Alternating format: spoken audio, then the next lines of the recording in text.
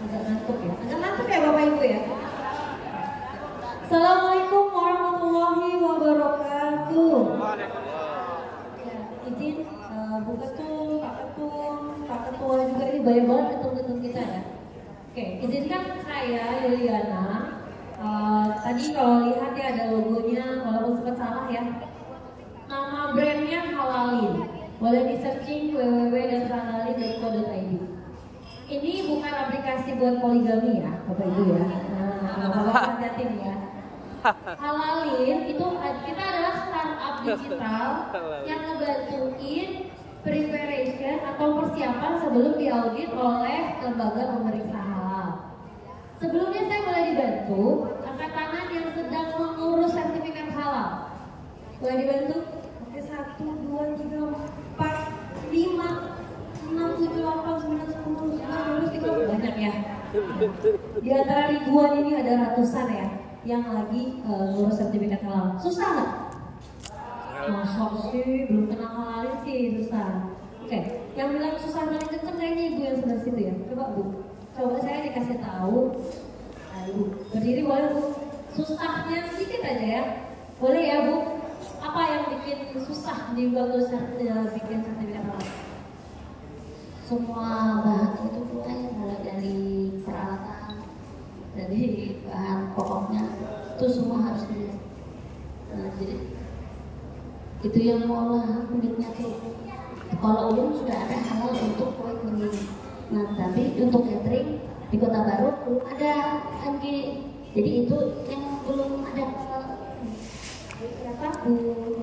Ibu Nunu dari Kota Baru ya. Tepuk tangan dong buat Bu Nunu dong, Kota Baru dong. Nah, satu lagi Bu Yuli. Oh, mana? Ini budget.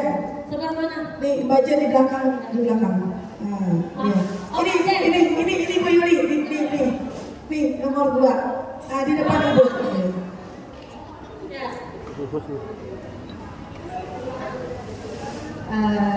Susah-susah gampang. Susahnya mungkin di sini kalau yang kita bicara self declare, kalau yang self declare itu kan terbatas dengan kota, dan kota itu tiba-tiba ada dan tiba-tiba langsung hilang di sana. Jadi banyak teman-teman itu yang sudah mengajukan ada yang 6 bulan, tapi kan karena rebutan kuota itu nanti kalau untuk yang self declare itu. Jadi siapa yang duluan yang standby terus teman-teman pendamping di depan laptop itu yang keduluan gitu. Jadi tidak terpengaruh siapa yang sudah duluan memasukkan di akunnya. Kemudian untuk yang reguler, terkendalanya itu di beberapa daerah masih ada RPU maupun RPH yang belum bersertifikat halal. Jadi mereka kan untuk bahan, sedangkan itu untuk catering sendiri itu adalah titik kritis, ya kan? Nah itu seperti itu kira-kira. Dan kami juga kebetulan sudah membantukan punya Ibu Ketua DPW. Kemarin sudah 2 kali dikembalikan, ada perbaikan. Ya, terima kasih. Iya, dan sekarang sudah diinterview. Nurjana.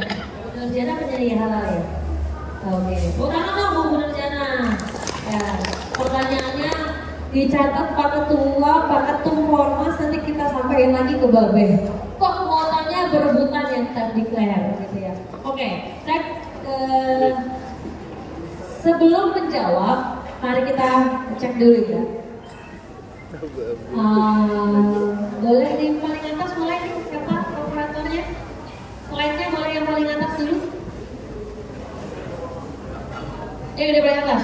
Boleh next? Ya, ini saya, Prof. Sutoso dan Pak Iskandar ya. Next. Oke, next. Next. Nah ini servis yang halalin ya. Jadi ketika kita berusaha, ya kita hanya terbatas di sertifikat halal aja. Ketika habis punya sertifikat halal harus punya BPOM, betul ya? Ketika punya restoran, catering setelah dapat sertifikat halal atau belum dapat sertifikat halal harus dapat SLA, sertifikat layak hygiene, betul ya?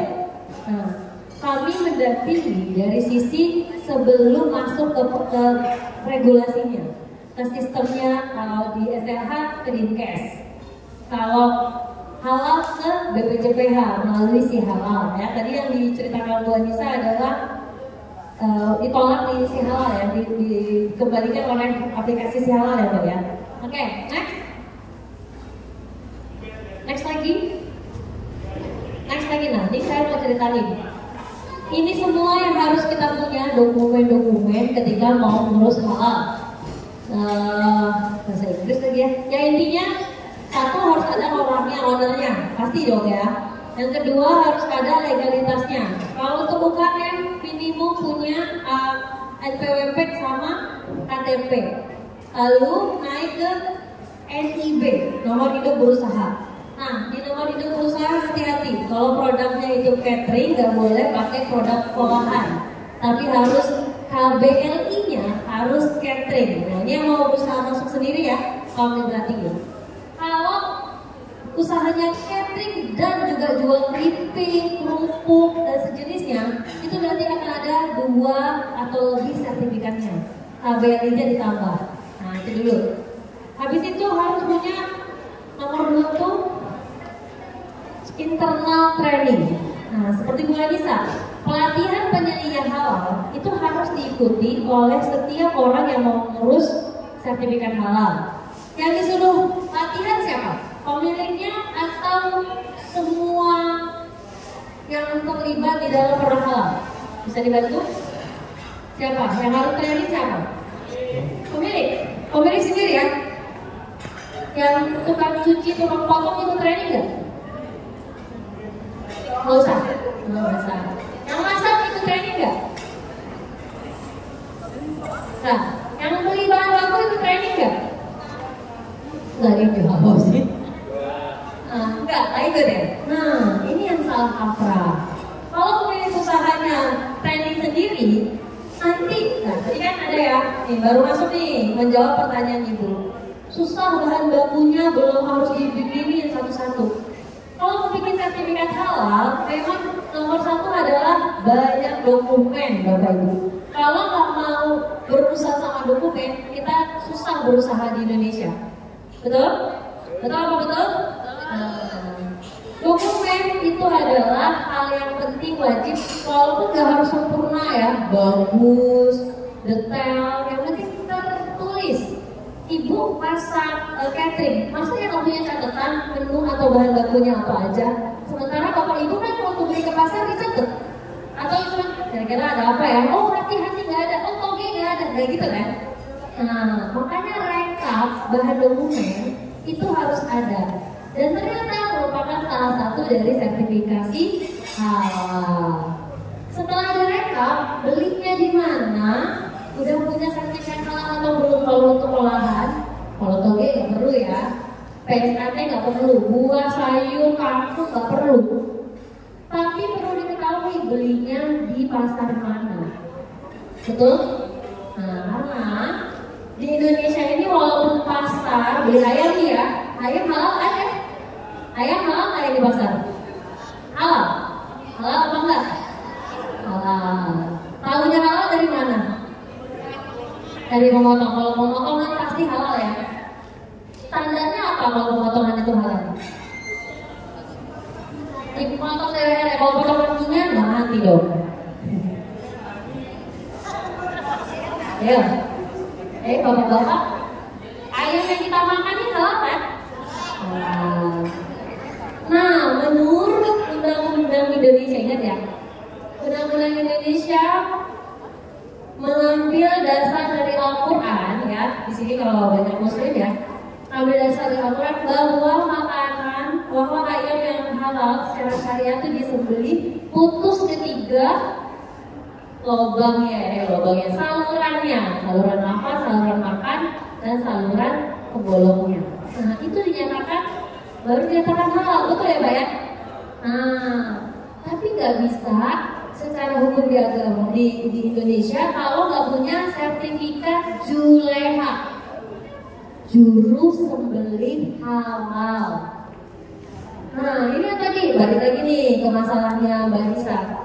Di pasar tuh RPU, RPA, RPH banyak yang belum halal Bu, belum ada julehanya. Nah jadi gimana kita nggak bisa nih asal bikin sertifikat halal, betul? Karena kalau nggak ada sertifikatnya, itu cuma motong-motong aja, Bismillah gitu. Menurut undang-undang harus pakai sertifikat Juleha. Yang punya sertifikat Juleha yang potong ya. Tapi kalau pemotongannya harus punya sertifikat rumah potong hewan halal. Nah, Bu Ketua Nita, Bu Ketua, benar. Ini PR dari Kipra nih, perang Kipra, apalagi di sini ada Halalin ya. Sama-sama kita datangin pemerintah. RPH itu ada di pasar mana? Itu tanggung jawab mereka untuk mereka menyiapkan sertifikasi halal di RPH tersebut. Setuju nggak Bu? Masa kita kalau kita beli di dia saya yang bikinin sertifikatnya, betul nggak? Nah, karena rantai pasok itu sangat menentukan bagaimana ekosistem halal kita diterima. Sedangkan industri catering di sini nih ketua ya Bu ya. Bu Yuli izin, kan sebentar lagi berangkat nih. Kita balikin aja ke mereka. Apa sih yang mau ditanyakan dengan Ibu Yuli? Nah, kan selebihnya nanti kita zoom ya Bu Yuli ya. Ya. Apa yang mau ditanyakan nih yang paling terkendala masalah halal? Bentar Bu, saya potongnya. Yang selesai tadi ya, habis selesai tadi terus baru tanya jawab. Nah, jadi ini memang sulit ya, tapi ini PR Kipra yang ada di sini. Ya, titip kepada ketua DPD-nya. Cari RPH yang belum ada pemotongannya yang biasa ibu-ibu belanja di situ. Ajukan untuk membuat sertifikasi halalnya. Saya dengar di sini kita dekat sama Bang Kasal. Bang Kasal bisa membiayai. Surat dari pusat kerjasama DPD ke DPW dengan Halalin bisa mendorong untuk persiapannya. Karena persiapan RPH juga berbiaya dan juga ada dokumen-dokumen dan training-training, gitu ya. Nah ini tadi ya, nanti saya share. Next. Nah ini flow-nya, bikin sertifikat halal yang reguler sebanyak sampai 10. Halalin bantu 1, 2, 3, 4, 6 dan 8 ya. 1, 2, 3, 4, 6 dan 8. Kita bantuin training, kita bantuin internal audit, gap assessment, kemudian kita bantuin develop dokumen, terus juga dokumen review, kita yang review lagi, terus external audit itu dari lembaga pemeriksa halal bukan Halalin ya. Kemudian ada CAPA itu korektif. Gampangnya gini, biar nggak kejadian lagi, kita harus ngapain? Nah itu ada mitigasi resiko ya namanya ya. Jadi jangan menganggap kita UMKM, tapi kita nggak butuh nih sama yang kayak gini. Di sini kan kita semua mau produknya, bahasa dari kecil ya. Nanti saya bagiin ya Pak ya. Ya. Oke, tadi saya jelasin. Saya sebutin nomor 1 tuh training, kita nyiapin training. Yang kedua kita nyiapin internal. Dokumennya ini udah berapa banyak sih? Kalau dari nol ya kita bikin dari nol. Kalau nggak punya ya kita bikinin. Kemudian habis itu kita internal audit, saling mengaudit. Audit itu bukan hal yang menyeramkan ya Bapak Ibu ya, tapi hal yang menyenangkan. Karena kalau kita audit berarti kita dikoreksi untuk jadi lebih baik. Setuju nggak? Siapa yang dulu di sini kalau dikritik marah? Saya marah sih dulu. Marah kalau dikritik. Nah, tapi kalau misalnya audit yang buat usaha kita, karena kita investasi kan usaha, keluar modal nggak kalau usaha? Minimum beli bahan baku lah, walaupun udah ada yang beli, betul? Nah, gitu ya. Ini apa yang kita bagi? Next. Sekian dari saya ya, kita buka tanya jawab aja ya. Nah, sebelumnya saya jawab dulu yang tadi tuh, yang self declare ya, Mbak Sisa. Self declare memang dibatasi kuotanya. Bukan karena cepet-cepetan PPH-nya standby, tapi karena sistem dari pusatnya siapa yang verifal duluan. Ya, gitu. Tergantung yang standby. Nah, kita lagi memperbaiki ya, BPJPH ya. Kalau ditanya, hal ini sertifikatnya apa? Kita nggak ngeluarin sertifikat. Kita ngeluarinnya sertifikat training. Tapi kalau sertifikat halalnya yang ngeluarin BPJPH. Ya, kita menggabungkan pelaku usaha ya sama LPH sama MUI, nah kemudian keluarlah sertifikat halal. MUI untuk komunitas narkoba. Mas sudah ngantri apa belum? Karena fatwa ini gantian ya giliran. Seperti itu. Ya. Mbak Lisa, itu ya nomor 1 ya soal self declare. Yang kedua soal RPU udah kejawab ya. Challenge-nya itu adalah jadi peluang sebenarnya buat Kipra karena di sana ada bisnisnya. Untuk jadi penyedia halal dibayar ya Mbak ya? Profesi penyedia halal dibayar nggak? Dibayar. Nah, saya harap banyak ibu-ibu yang juga training penyedia halal, bapak-bapak training juru sembelih halal. Nah, kerjanya cuma subuh-subuh aja Pak di sana, di pasar. Atau mungkin kenal ya, ada saudaranya, ada pesantren, ada siapa yang mau diberdayakan, bapak jadi manajemen orangnya, training lagi, jadi pengusaha lah kita semua sama-sama. Gitu. Kalau ibu tadi, ya Bu ya, harus mau Bu nulis bahan baku dan ketika kita mau bikin sertifikat halal, setiap bahan baku, walaupun itu air, garam, es batu, semua harus kita cek. Apakah dia dilakukan dengan proses yang halal ataupun bahan bakunya sudah punya sertifikat halal, begitu ya? Begitu Bu dari saya Bu. Terima kasih. Baik, mudah-mudahan di press kita hari ini yang tidak fokus wassalamualaikum yang fokus bismillahirrahmanirrahim. Fokus ya, Ibu mau masuk ke bendera. Adakah pertanyaan? Halal? Berdiri pian. Ya, satu dulu. Dua, ada dua. Oke. Kasih mikrofonnya Bang.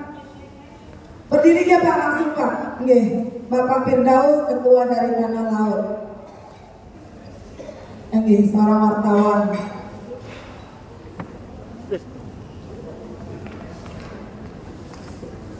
Mic-nya sebutikan dia.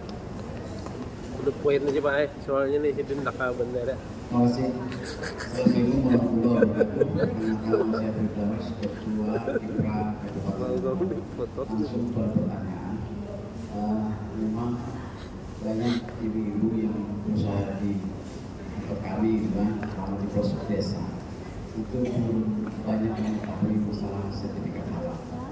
Apalagi dengan adanya muncul MBG ini, banyak yang pengen untuk bisa melengkapi persyaratannya.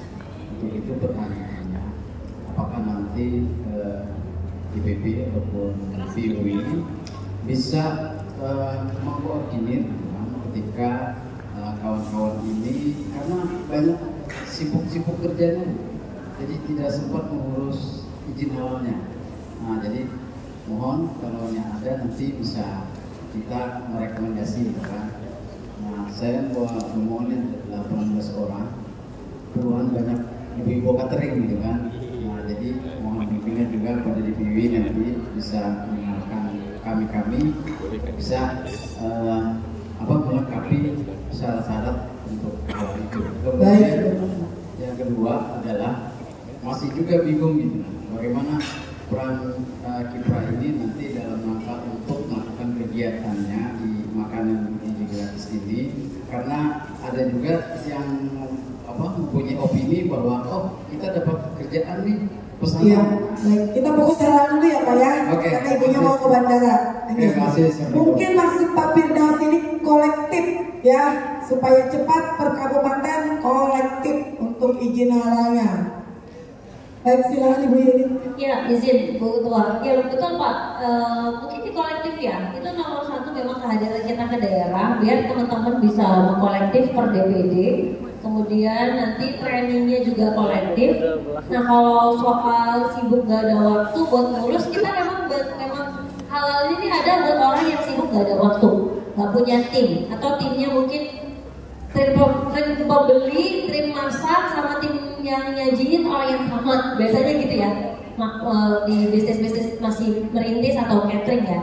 Nah gak apa-apa, soal dokumennya bisa diserahkan ke halalin, tapi soal menu-menu, bahan baku, proses itu kan semua harus tertulis dan cuma pemilik usaha atau timnya yang tahu bagaimana sih contoh pizza roti ini dibuat, ya kan? Sosisnya beli dari mana, kejunya dari mana. Nah ini kita hanya bantu formatnya Pak. Ya, ketika diaudit nanti yang ditanya soalnya bukan halalin hanya mendampingi. Yang ditanya itu adalah pemilik usahanya.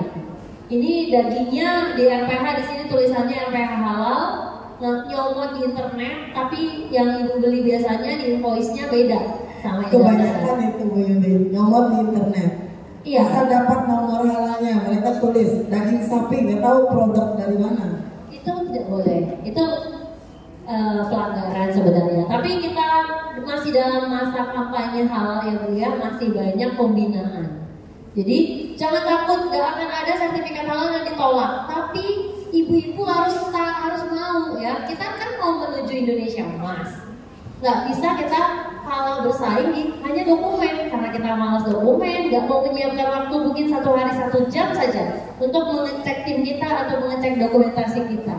Sudah ada halal ini yang bantuin template, jadi nggak usah dari nol, dari mana gitu ya. Kita akan sesuaikan dokumennya untuk UKM ada begitu. Jadi tinggal diikutin aja. Seperti itu begitu. Ya baik, nanti kita buat ya satu tim khusus untuk halal ini, karena saya tahu ini nggak bisa kalau sekarang udah masukin yang berat-berat. Nanti DPW nanti akan menyiasati dengan pusat. Mungkin kita akan zoom nanti untuk kita pembentukan tim halal ini ya Bu Yulia. Lanjut Ibu, satu lagi ya. Dari mana?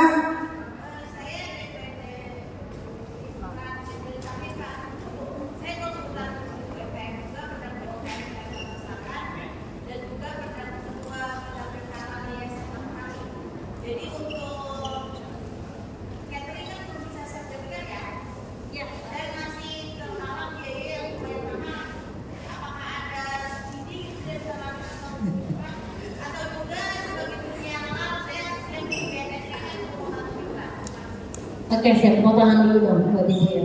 Siap ibu ya, Adakah subsidi? Pasti semuanya ada subsidi. Karena anak mahal Bu Yuli.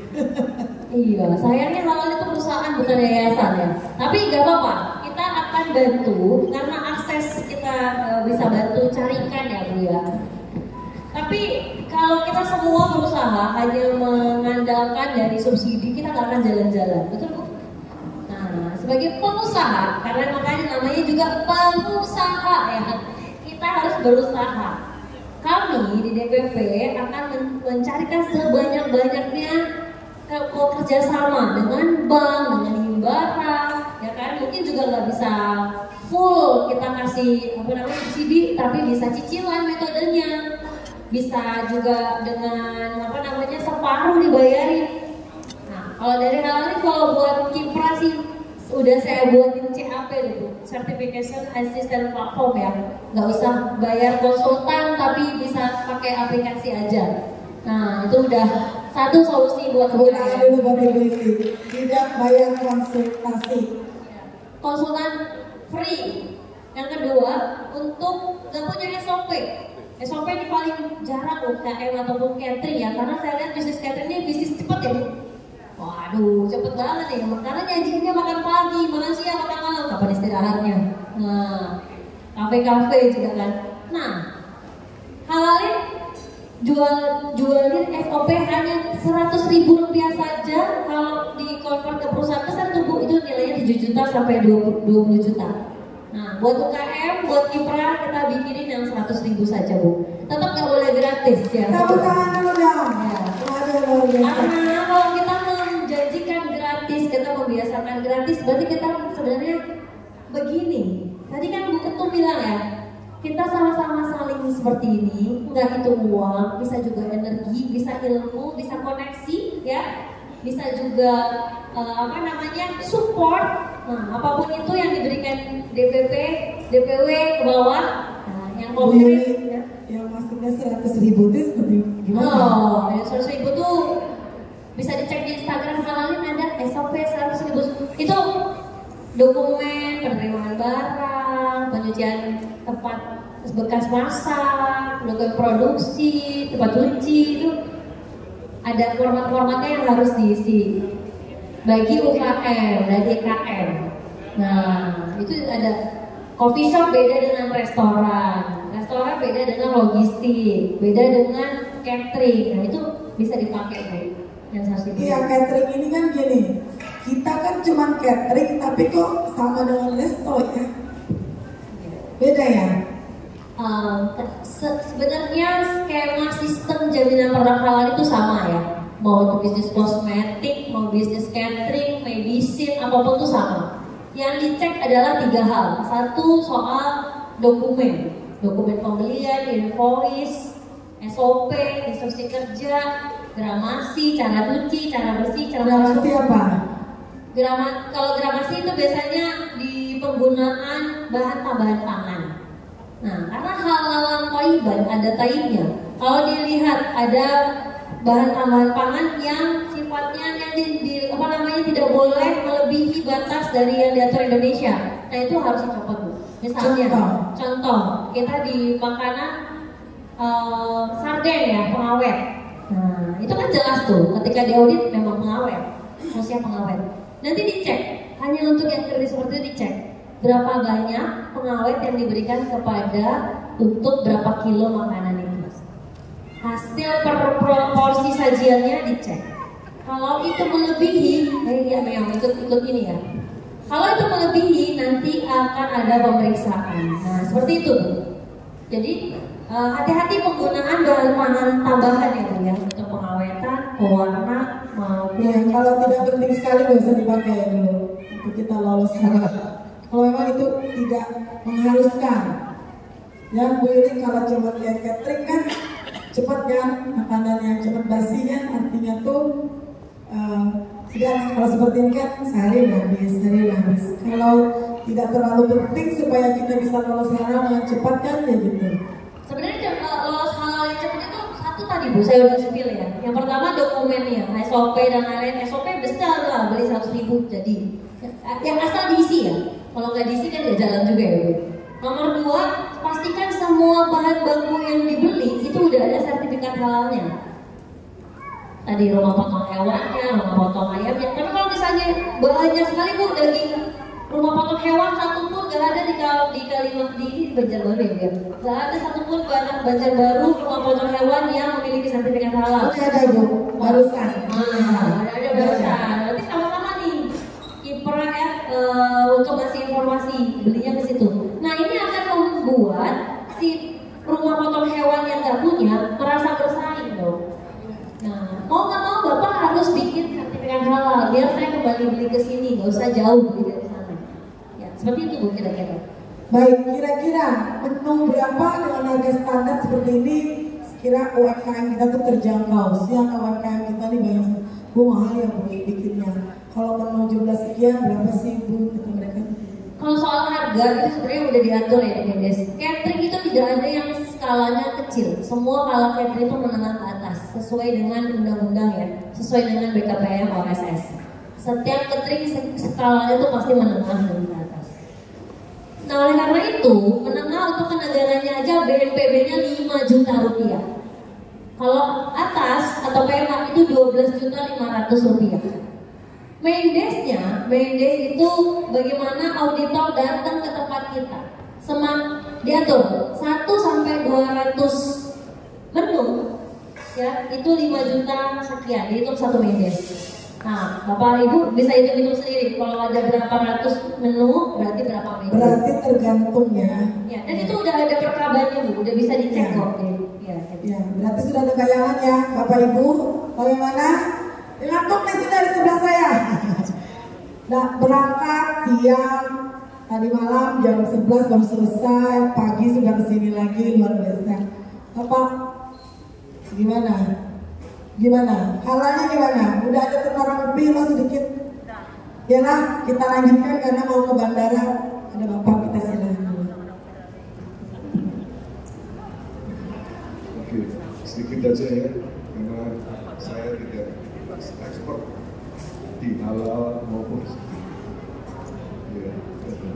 Saya ada pesan bahwa ormas yang saya sebutkan terdiri dari 52 ormas itu hanya di Jakarta stasiunnya, pusatnya. Kita tidak buka cabang di mana-mana, tetapi seluruh anggota ormas yang masuk di dalam ormas termasuk kiprah ada di mana saja di seluruh Indonesia adalah anggota ormas. Ya, jadi jangan khawatir, wah nanti kok nggak buka di Banjarmasin, nggak ada. Itu semua ada perwakilannya. Ya. Patria misalnya, itu ada di 6 provinsi. Ya, yang ada di 6 provinsi itu adalah anggota Formas. Ya. Kemudian yang saya sebut tadi, PSMTI, itu ada di 34 provinsi. Ya, di sini juga ada anggotanya, itu adalah anggota Formas. Nah, harusnya kalau keadaan tidak darurat seperti ini, di mana harus segera mengawal program, harusnya kita tata dulu. Kita punya 50-an sekian kementerian, karena kita semua harus ada di sana. Ya.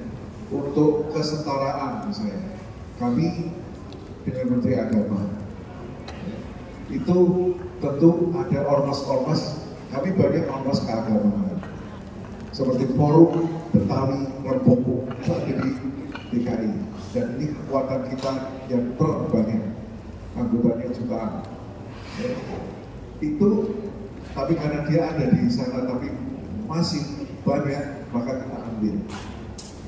Jadi ormas kita betul-betul untuk seluruh Indonesia. Jadi kalau nanti Bapak Ibu merasa ini, ketemu aja dengan Ibu Ketua, Ibu Ketua akan bicara dengan Ibu Evi selaku Ketua Umum Kipra yang langsung bersama-sama dengan kami untuk apa saja kira-kira koperasi. Ini sebentar lagi koperasi akan diambil oleh Menteri, ya, Menteri Koperasi di Jakarta. Nah, itu koperasi itu nanti koperasi Indonesia Emas pasti akan ada di sini, kan? Pasti akan ada di sini. Ya, jadi jangan khawatir, kita kerjasama. Yang penting bagi kita adalah kita mensukseskan pemerintahan sekarang, Pak Prabowo dan Pak Gibran. Ya, itu saja pesan saya. Nggak banyak supaya nggak ngantuk.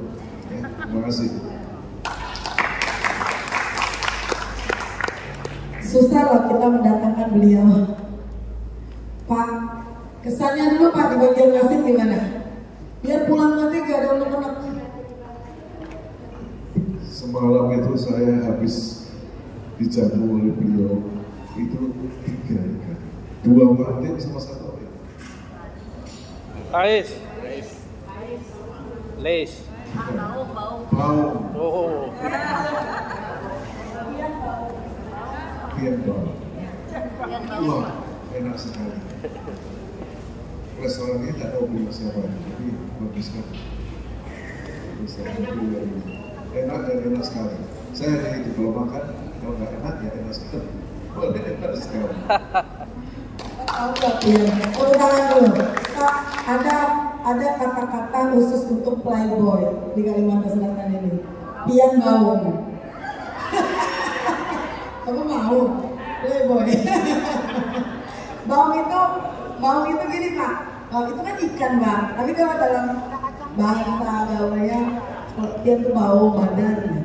Pian itu bau badannya nggak bisa ada cewek cantik. Jadi jangan mau dikatain Pian Baung ya Pak.